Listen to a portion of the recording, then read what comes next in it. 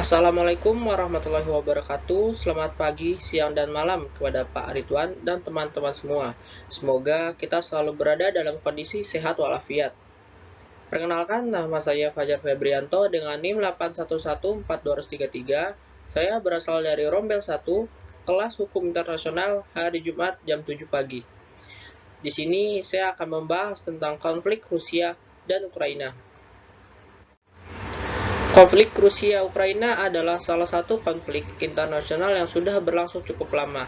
Kita tahu bahwa kedua negara ini merupakan negara pecahan dari Uni Soviet, tetapi bukannya mempunyai hubungan yang harmonis, kedua negara ini malah sering terlibat dalam suatu ketegangan, bahkan sampai terjadi intervensi. Awal mula konflik Rusia-Ukraina. Intervensi Rusia terhadap Ukraina terjadi pada bulan Maret tahun 2014. Tujuan utama dari intervensi Rusia adalah untuk mendapatkan kembali wilayah Crimea. Crimea merupakan sebuah wilayah yang terletak di semenanjung Laut Hitam.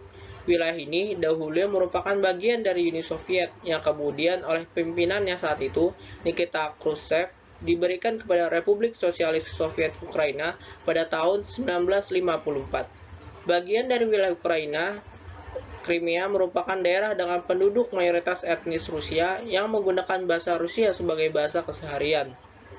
Intervensi Rusia terhadap Ukraina bermula dari adanya gerakan Euromaidan pada akhir bulan November 2013. Pada tanggal 4 Maret 2014, Presiden Rusia Vladimir Putin mengatakan bahwa pengerahan pasukan militer ke Crimea, Ukraina, merupakan upaya paling akhir yang akan diambil. Putin juga mengatakan bahwa Rusia memiliki hak menggunakan opsi untuk melindungi warga Ukraina, keturunan Rusia yang terteror di Ukraina. Wilayah Crimea di Ukraina menjadi pusat lokasi konflik antara Rusia dan Ukraina sebagai buntut dari digulingkannya kepemimpinan Presiden Viktor Yanukovych oleh warga pro-barat Ukraina. Campur tangan Rusia atas permasalahan Ukraina didasarkan pada kepentingan politik dan ekonomi. Letak geopolitik Crimea yang strategis ingin dimanfaatkan Rusia untuk memperkuat pengaruh di kawasan Eropa Timur dan Timur Tengah. Selain itu, Rusia memiliki jalur pipa gas di Ukraina yang menghubungkan sumber gas di Rusia menuju ke negara-negara Eropa. Jika Rusia mampu menguasai pemerintahan Ukraina, hal tersebut akan sangat menguntungkan bagi bisnis energi gas Rusia. Tapi apakah karena memiliki keturunan dan bahasa yang sama sehingga Rusia sampai melakukan intervensi di Crimea? Sepertinya tidak, karena ada beberapa faktor yang bisa menarik hati Rusia untuk mengambil alih Crimea. Ada faktor lain seperti iklim dan geografi di Crimea. Wilayah Crimea hampir seluruhnya dikelilingi Laut Hitam. Crimea hampir sepanjang tahun memiliki iklim yang sama. Inilah hal yang menjadi alasan utama mengapa para pemimpin Rusia bersikeras ingin menjaga Crimea tetap di wilayah mereka. Laut Hitam merupakan pelabuhan air hangat Rusia. Crimea juga memiliki sumber daya alam yang sangat berlimpah. Crimea merupakan salah satu tempat di Ukraina yang menjadi produsen dan penyuplai jagung dan gandum terbesar di dunia. Selanjutnya, saya akan membahas tentang legalitas intervensi Rusia terhadap Ukraina. Dari awal, kita telah mendengar kata intervensi. Lalu, apakah intervensi itu? Dan apakah suatu negara diperbolehkan melakukan intervensi ke negara lain? Intervensi merupakan campur tangan negara lain terhadap konflik yang terjadi di dalam suatu negara. Seperti yang dikutip dalam buku Vala Adolf, menurut Lauterpacht, intervensi merupakan tindakan campur tangan secara diktator oleh suatu negara terhadap urusan dalam negeri lainnya dengan maksud baik untuk melihara atau mengubah keadaan situasi atau barang di negeri tersebut. Terkait dengan intervensi yang dilakukan Rusia di atas wilayah Crimea, dalam hal ini telah terjadi pengiriman pasukan tanpa tanda pengenal dan diduga keras sebagai para komando Rusia. Alasan dari dilakukannya pengiriman pasukan Rusia di wilayah Crimea adalah untuk melindungi etnis Rusia yang tinggal di wilayah Crimea karena adanya ancaman pemberontakan yang terjadi akibat transisi politik di Ukraina. Ukraina sebelumnya dikuasai oleh seorang etnis Rusia yakni Viktor Yanukovych yang cenderung condong pada politik luar negeri di bawah pengaruh Rusia yang bertentangan dengan keinginan sebagian rakyat Ukraina. Sehingga ketika Presiden Viktor Yanukovych diturunkan dari jabatannya, Rusia merasa bahwa kepentingannya di Ukraina menjadi terganggu. Oleh karena itu, Rusia ikut campur tangan ke wilayah Crimea untuk mendukung penolakan pemerintahan Viktor Yanukovych dengan alasan melindungi penduduk etnis Rusia di Crimea.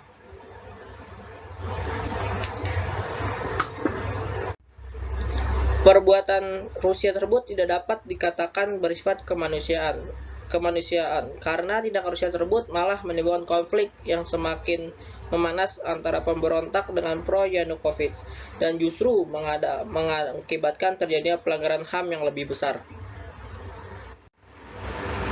Kementerian Ukraina melaporkan 77 orang tewas akibat luka tembak serta 600 orang terluka maupun hilang akibat konflik yang terjadi di sana. Sampai sekarang, pejabat-pejabat Ukraina menyebutkan lebih dari 200 orang tewas selama operasi militer digelar di Ukraina Timur.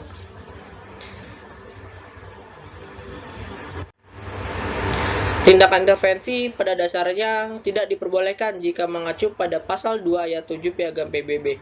Namun, ketentuan tersebut ternyata dapat dikecualikan jika melihat ketentuan yang ada pada bab 7 Piagam PBB atas dasar untuk menjaga keamanan dan perdamaian dunia. Ada beberapa syarat yang memperbolehkan adanya intervensi, yaitu intervensi kolektif yang ditentukan dalam Piagam PBB. Kedua, untuk melindungi hak dan kepentingan serta keselamatan warga negaranya di negara lain. Yang ketiga, pembelaan diri.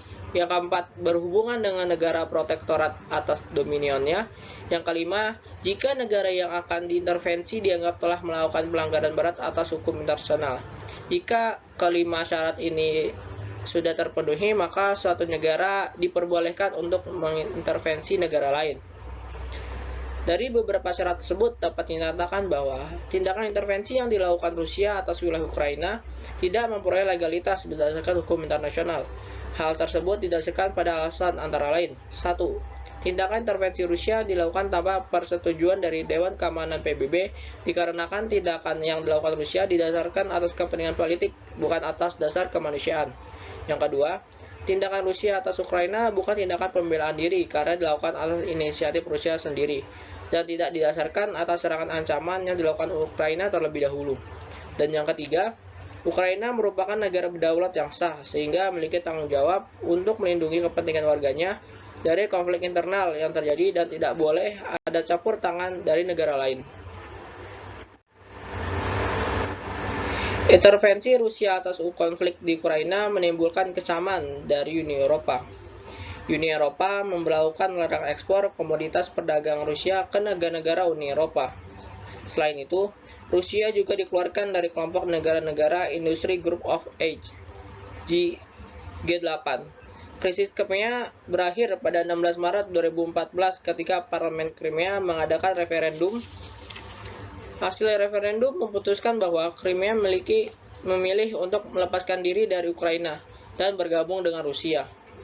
Vladimir Putin beranggapan bahwa referendum Crimea yang dilakukan oleh Rusia sah berdasarkan ketentuan hukum internasional dikarenakan ketidakmampuan dan ketidakmauan otoritas pemerintah Ukraina untuk meredam kelompok-kelompok ultranasionalis dan kelompok radikal, meneror warga sipil, termasuk warga yang berbahasa Rusia.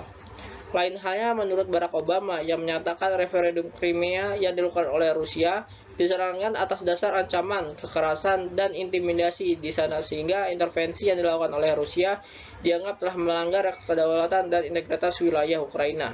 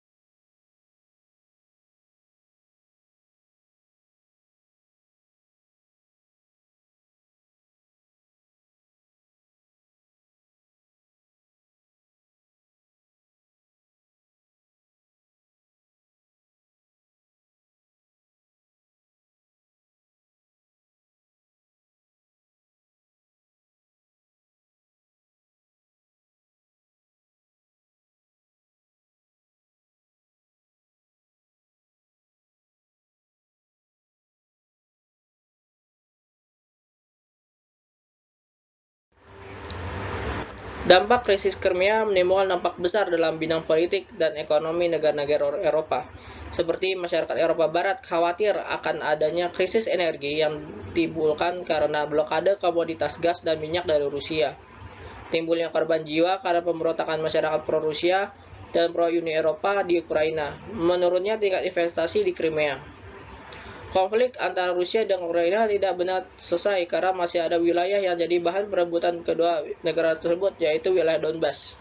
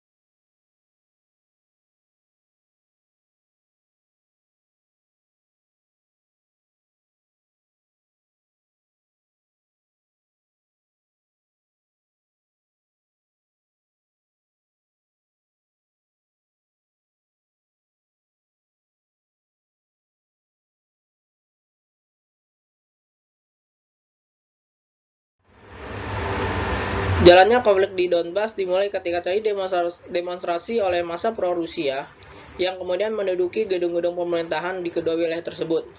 Mereka berhasil menembus penjagaan aparat kepolisian dan kemudian masuk serta merusak beberapa gedung dan bangunan penting. Massa pro-Rusia menuntut dilakukannya referendum kepada pemerintahan yang baru. Setelah itu, pemerintahan Ukraina mulai menanggapinya dengan represif dan mengirimkan pasukan ke dua wilayah tersebut demi mengatasi konflik yang terjadi. Dari situlah awal terjadinya perang Donbas antara pemerintah Ukraina dengan massa pro-Rusia yang meminta dilakukannya referendum.